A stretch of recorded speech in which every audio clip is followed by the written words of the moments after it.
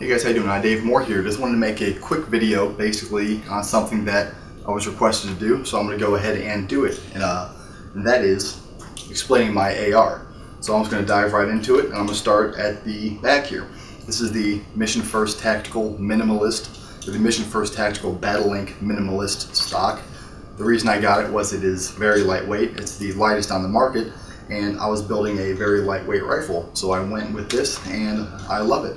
It has a really snug fit on the tube there, and it has, actually you can get it with the option to have a paracord attachment piece, but it was like an extra $20, and I figured I would weave the paracord myself if I really wanted it. Now, a lot of people will complain and say that this will get snug or it will snag on gear, and it doesn't. I have never had that problem, and you probably won't either.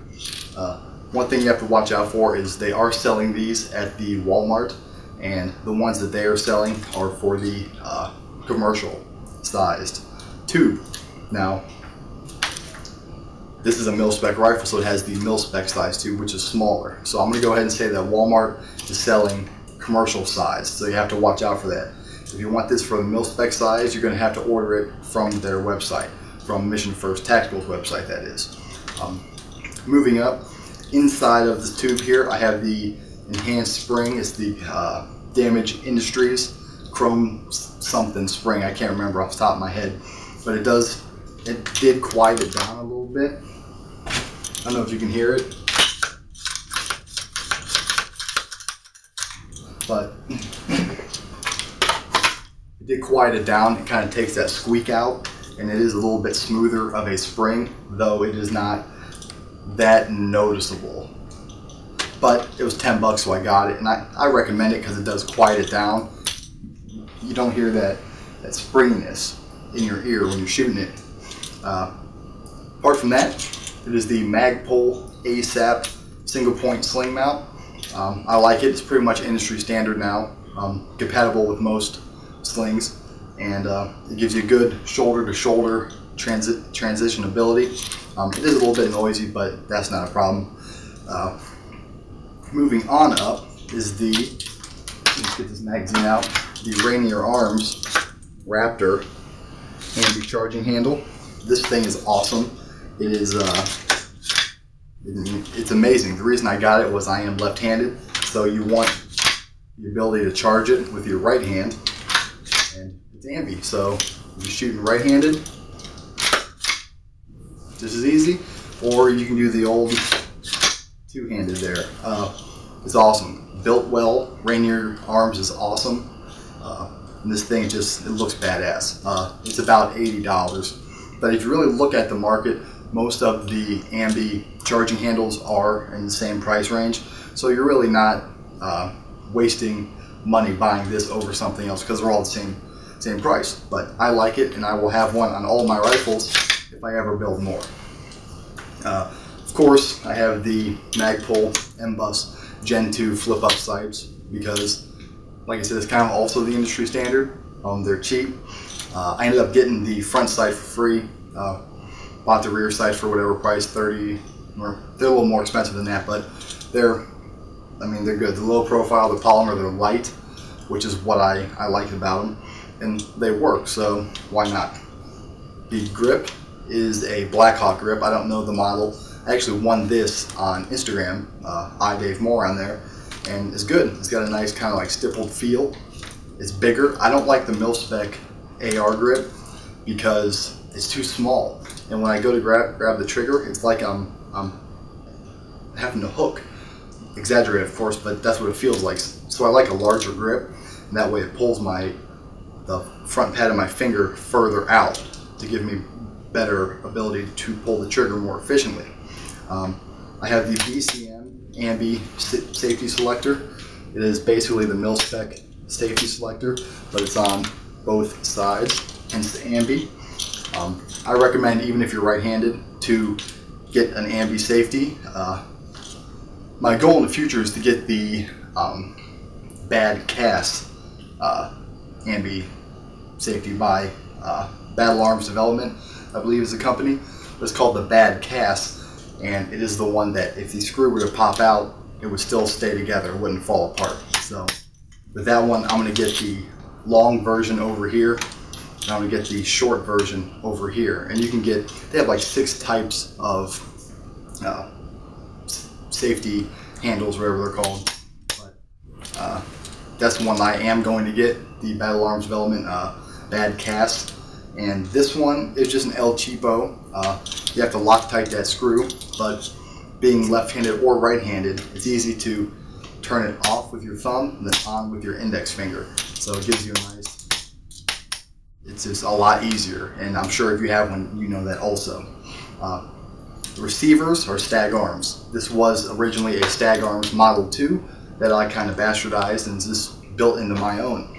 The trigger is a mil-spec trigger. The hammer, all that is mil-spec.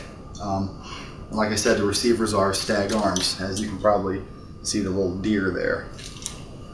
I have an Ambi Mag Release. Ambi Mag Release I have is the Troy. I got this because I like how it kind of mimics a normal button there. There is another one, I can't remember the brand, but it brings it back a little further. And this one just seems to work, at least looking at it, to work better. And I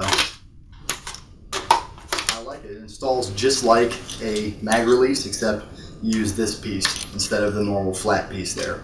So that's that. I don't have the anti-rotation or anti-walking pins.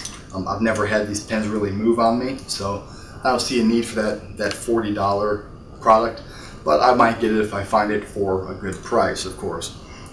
Ping pong paddle is just normal ping pong paddle. Magazines I use are anything from PMags to Hexmags. The Hexmags, these are the Hexmags. And let me tell you, I like these things. I was having trouble for a while with the magazines not falling free, but the Hexmags always fell free. They give you a nice grip and they're cheap. You can actually get them on Brown Coat Tactical and go there. They have them in, we can buy 1 or 2 obviously. I wasn't sure if they were just 2-packs or not, but I believe they're singles. Hexmags in the tan, the green, and black. You can use my coupon code there for 10% off, IDaveMore, and pick yourself up some Hexmags. They're really good. And actually, Iraq veteran 8888 did a magazine test. And for all the damage that he put these through, the only 2 that really survived were PMags and Hexmags. So that definitely says something. Put that down. Moving on, like I said, Stag Arms. My bolt carrier is all just mil-spec. So Stag Arms brand, which is technically LMT or Colt. They're all made in the same factory. So by going and buying a Colt, you're pretty much just buying their stamp there. Whereas LMT and Stag Arms, it's either LMT or LMC, and Stag Arms are the same company. I believe Colt's son is Stag Arms. So Colt bought a little area for his son to build rifles, and that is how Stag Arms came about. I don't know if that's true or not, but that's what I heard. And it makes sense, really. It's kind of like, you've got Pepsi, then all the ones below it, Gatorade and Powerade are the same thing, all that. So Stag Arms was cheap, and it is mil-spec, and it's basically a Colt, so that's why I have it. My red dot. A lot of people ask me about my red dot. Well, yeah, I would like an Aimpoint T1 Micro, but I just don't want to spend the money for it. So I have a Bushnell TRS-25. Now the Bushnell TRS-25 comes in 2 options. You can get it just the red dot, or you can get it with the high-rise mount. So for about a year and a half, I rocked it with the high-rise mount, which looks like your stereotyped T1 mount, just kind of like a block. Now it's fine. It works fine. It never fell off. It's great. The Bushnell, the only complaint I have with it is the battery life kind of sucks. I have been using cheap batteries though, so that's on me.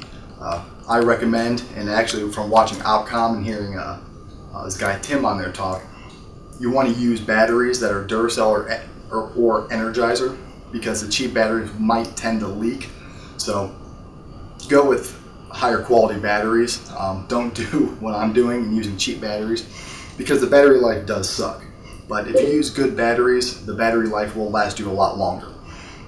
Bushnell TRS-25 is about $80 on Amazon, and it holds 0. It never just turns off on me. It's perfect.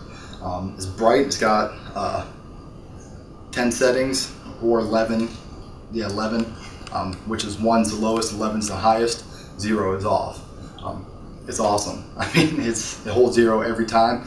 Even if I take it off and screw with it, it's still going to hold that 0. And water is not going to hurt it, obviously. It's submersible up to a certain depth, I believe. Now, one upgrade I did was this mount. This mount is awesome. I mean, Jesus.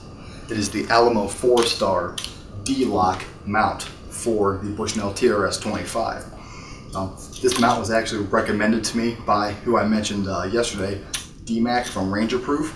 It's all he uses, and this mount is badass. It's such a solid locking system. It actually uses 3 of the rail poles that go through, whatever they're called. It uses 3 of those, so it's not moving.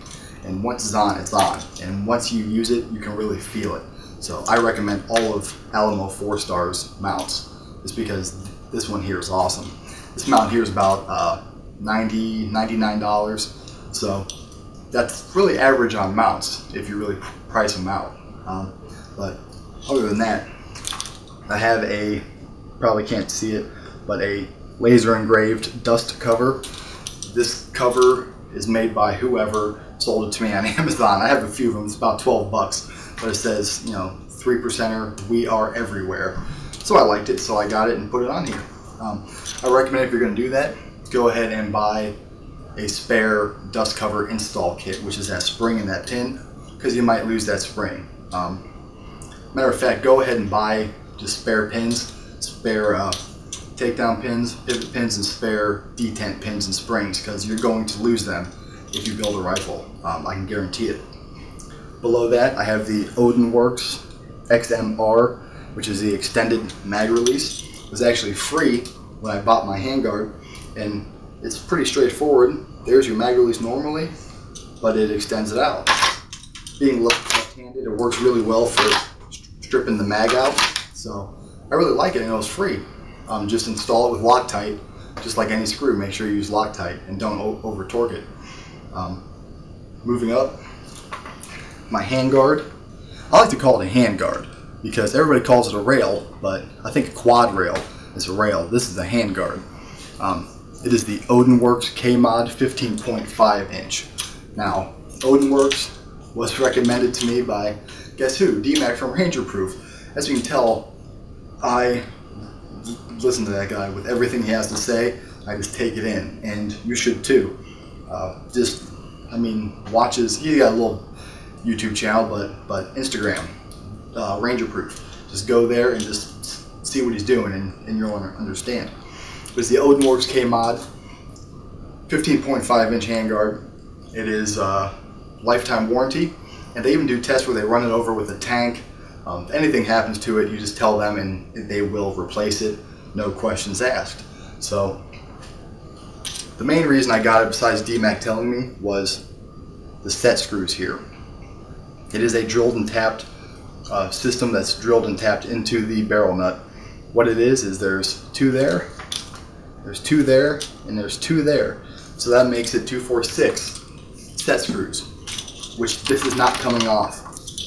My original handguard was the Midwest Industries Gen 2 SS, which I sold to a friend.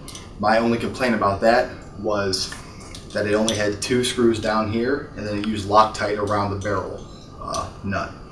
The 2 screws down here, to me, wasn't a good way it held, and they had these little tabs, and those tabs were really thin, and I just felt the way I use it, I'm going to end up breaking it off. So I was scared about how fragile it was. Maybe it was all in my head, but the first one I got did get screwed up. Those tabs bent, and I ended up getting a replacement through Amazon. So after Ranger Proof said he uses the Odin Works KMod, I went ahead and got an Odin Works KMod as well. As you can tell, his advice is really important to me because, you know, he's an awesome dude, and he builds badass rifles. I mean, that's all there is to it. But I digress on that. The barrel is a mil-spec. It's really not mil-spec technically. It is a Stag Arms barrel, whichever barrel they use, I couldn't tell you. But it is chrome lined, which is big. You want that chrome lined barrel because I shoot wolf all day and nothing gets stuck in this barrel. So that chrome lining is important. But it is a 1 in 9 twist. Mil-spec is 1 in 7. Give and take, really. I usually shoot 55 grain, 223 or 556. So the 1 in 9 is perfect for 55 grain. 1 in 7 is perfect for 62, 64, and up. So really shooting 55 grain, you kind of want the 1 in 9. Ideally, you want a 1 in 8 twist, which is a rare barrel, usually more expensive, but it is what Travis Haley and I believe Chris Costa use, is a 1 in 8, which gives you a perfect balance between 55 grain and 62 grain. So if you want to shoot that XM855 or M855 green tip, 62 grain, the 1 in 7 or 1 in 8 is going to be better. The 1 in 9 twist accuracy is kind of a problem, especially at a distance, obviously. So with a 1 in 9, I prefer to shoot 55 grain. And now they're not trying to ban the 855, but they're trying to come after all AR ammo. So make sure you're sending letters to your congressman and telling them that is fucking bullshit, because it ain't gonna happen. They're just asking for bullshit to happen with that. So I'm gonna stop talking about that, but just make sure that you're standing up. If you think you're a 3%er, don't just sit around. Get up and do something. Everybody wants to be a 3%er until it's time to do 3%er shit. So get up and fight for it. Email, call every day to let them know how you feel. But enough of that. Moving up is the Magpul forward sling mount. As you can tell, it's really small. It was pretty cheap. The reason I got it is if I want to use a 2-point sling. I use the Magpul MS3 sling, which is single or double. So if I have it in single point, that's great. If I want it in double, I just extend it out and clip it there.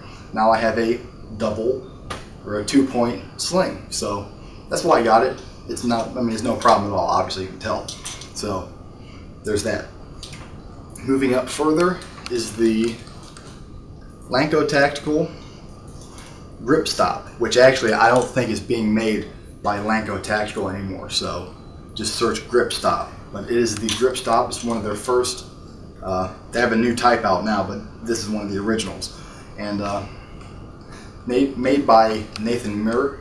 I believe that's how you pronounce it. He was a Marine and he designed it, and I like it. I don't like the bulkiness of the AFG, so this was perfect. You can put it up against barriers and pew pew, and it's basically just a hand stop. Put your hand on it and hold it, and that's how I shoot. That's how I like it. So it was perfect for me. So I got the grip stop, and try it out. You'll like it. I guarantee it. Moving up, obviously that Magpul front sight, but this is the Inforce WML, the Inforce weapon mounted light. Now the reason I got this was I had a Surefire G2X mounted on this for a while, and I had it in the Magpul rail light mount, which puts the light really far forward, which I like that. That wasn't a problem, but that rail light mount wasn't designed for an AR. In my opinion, it's a shotgun light mount, because I have it on my shotgun now. It works out a lot better. But it was one of those things where you had to reach up and hit it. It was bulky, so when you had it on a sling, it'd whack you in the dick. So I finally splooged, that's what she said, and got a Inforce WML. This is the Haley strategic version. It is momentary on only, which on a weapon mounted light, that's all you need is momentary on, especially on a rifle, on a handgun, whatever. But momentary on only. It is 200 lumens, which Haley strategic, Travis Haley did some research, and he found that 200 lumens off of a white wall is not enough to blind you, and it is perfect. Yes, my handgun light is a 630 lumen, but I like Travis Haley and I like the design of this light, because pew pew pew to turn it on, it's just easy as that. Really low profile, it doesn't whack you in the dick, so it's perfect. I went ahead and I got the Haley Strategic Thorntail KeyMod offset mount. I don't know if you see that, let me try again. But it is an offset mount. He has a series of mounts. A few of them are offset. Now what that means is that they are off to a 45-degree angle, as you can see. What that does is it makes the light, when you go to hit it, it makes it much more ergonomic. I mean, Jesus Christ, so ergonomic. When it was just straight on the side, you kind of had to bend your hand a little more. With it like this, it's just, I mean, it's right there, it's perfect. So that mount is a $50 mount, and it makes a world of difference. So if you have a light like this or any light similar, or fucking any light, because they make them for all lights, get an offset mount. It will make your life a lot easier, trust me. Especially for the Inforce WML. I mean, it's world of change. So I'm really glad I got that. I actually ordered the wrong one at first. I ordered the KeyMod, or the rail version that attaches to a rail segment. And then I went to Haley's YouTube, then he talked about a KeyMod offset, and he said, you know, all the rave with KeyMod, he made a KeyMod mount. So I'm like, well fuck, I want that one. So I ended up emailing the company and telling them, hey, I ordered the wrong one. Is there any way that I can cancel this order and replace it with the KeyMod, because it's the same price? And they emailed me back within a day and said, huh, no worry to cancel it, I'll just toss the KeyMod one in your order. And they did. So awesome customer service for Haley Strategic. And by golly, an awesome product. As you can tell, I'm kind of a fan of Haley. I like his style, I like how he does things. So, like I said, I got the Haley Strategic WML and the Haley Strategic offset KeyMod mount. Now, the Haley Strategic WML is momentary only, which I like that. The Inforce WML, they might have a few versions, but the other one, their main version, is always on, momentary, and then if you hit it a certain way or do something, it goes into a strobe. Now the strobe on that is neat because as long as it's the same as it was when I watched the video, the strobe is staggered. So here's strobe on mine. It's consistent, so anybody who's trying to time it can time that strobe and not get disoriented. Well, the Inforce one is more like, so I don't know if you can even see that, but it's more of a, you can't time it. It's a staggered pattern of strobe. So I thought that was a really nifty thing there. Moving up to the last piece is the Ares Armor MK2 comp. I believe it's, yeah, Ares Armor MK2 comp. And what this is it has 21 closable ports. I don't know if it's focusing in on that or not, but it's basically has multiple rows of 3 holes going back, and it comes with these little Allen key screws that you just screw into it to close off some of the ports. I believe I have 4 of the bottom ones in like a square, like the corners of a square on the bottom. And this comp is by far the best thing I've ever shot. There's a lot of gimmicks out there. There's a lot of comps that just don't work. They're just loud as shit and they really don't work. Well, this one, just all I have to say is get on YouTube and look it up. Because you can actually, when I first adjusted this, I adjusted it and it was shooting like this. It was shooting down.